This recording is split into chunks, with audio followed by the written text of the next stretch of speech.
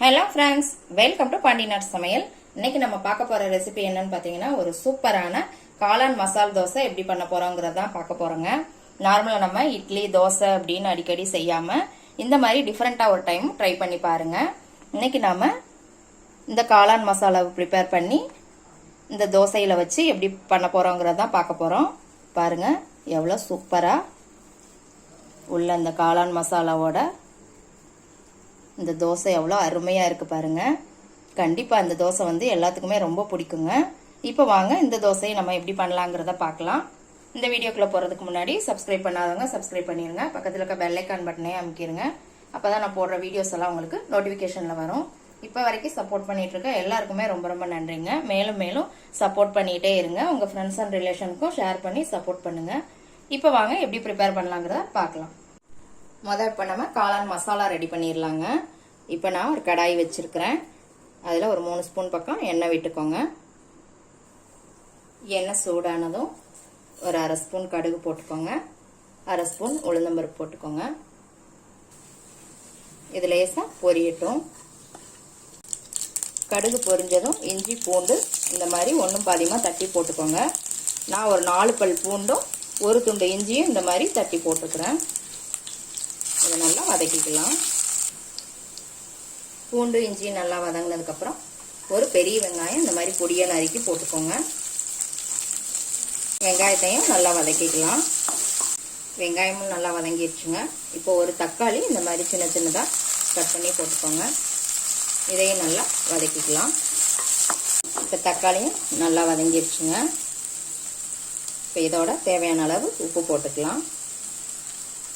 1/4 spoon மஞ்சள் தூள், 1/2 spoon garam masala தூள், 1 ஸ்பூன் மல்லித்தூள், 1 ஸ்பூன் தனி மிளகாத்தூள். இது எல்லாத்தையும் நல்லா மிக்ஸ் பண்ணி விட்டுக்கோங்க. இப்போ நல்லா மிக்ஸ் பண்ணியாச்சுங்க. அடுத்து நம்ம காளானை போட்டுடலாம். காளான் வந்து நான் க்ளீன் பண்ணிவிட்டு இந்த மாதிரி குட்டி குட்டியாக போட்டுக்கிறேங்க. இந்த மாதிரி சின்ன சின்னதாக கட் பண்ணி போட்டுக்கோங்க. இதையும் நல்லா மிக்ஸ் பண்ணி விட்டுக்கோங்க. ஒரு 2 நிமிஷத்துக்கு நல்லா இதுலேயும் வதக்கி விட்டுக்கோங்க. 2 நிமிஷம் நல்லா வதக்கியாச்சுங்க. இப்போ கொஞ்சமாக தண்ணி சேர்த்துக்கலாம். இந்த காளான் வேகிற அளவுக்கு மட்டும் கொஞ்சமாக தண்ணி சேர்த்துக்கலாம். இதையும் நல்லா மிக்ஸ் பண்ணி விட்டுருங்க. இது ஒரு 5 நிமிஷத்துலேயே வெந்துருங்க. ஒரு தட்டு போட்டு மூடி வச்சிடலாம்.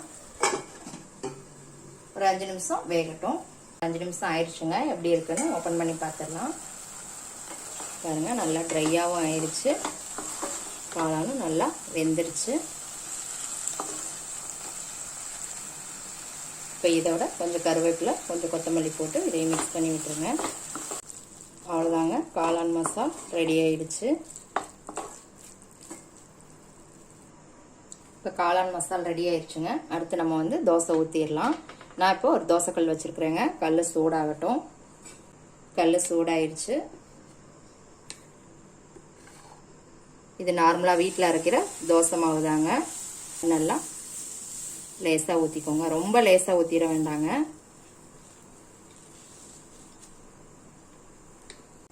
இப்போ இதில் உங்களுக்கு தேவையான அளவு எண்ணெய் விட்டுக்கோங்க. சிம்மில் வச்சுக்கோங்க.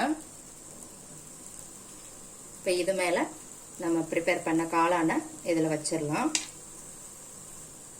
இந்த மாதிரி சென்டரில் வச்சு இந்த மாதிரி தேய்ச்சி விடுங்க.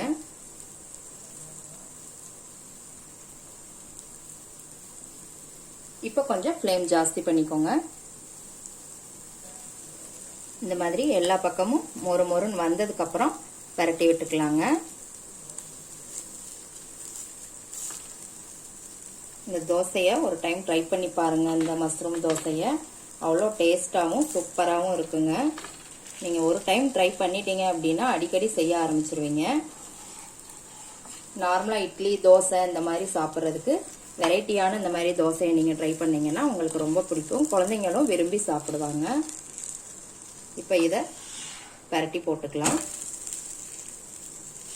அவ்வளோதாங்க, சூப்பரான காளான் மசால் தோசை ரெடி ஆயிடுச்சுங்க.